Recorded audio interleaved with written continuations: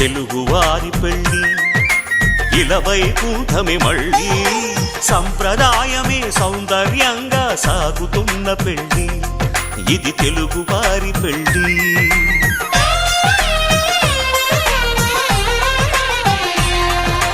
తెలుగువారి పెళ్ళి ఇలవైకుంఠమే మళ్ళీ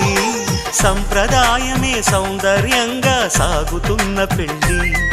ఇది తెలుగువారి పెళ్ళి ఒకరికి ఒకరని అనుకుంటే అదే నిశ్చితార్థం ఆ నిర్ణయానికి తలవంచడమే పెళ్ళి అంతరార్థం శతమానం భవతి అంటుంది శ్రావణ మాసం శ్రావణ మాసం శ్రావణ మాసం తెలుగువారి పెళ్ళి ఇలవైకుంఠమే మళ్ళీ సంప్రదాయమే సౌందర్యంగా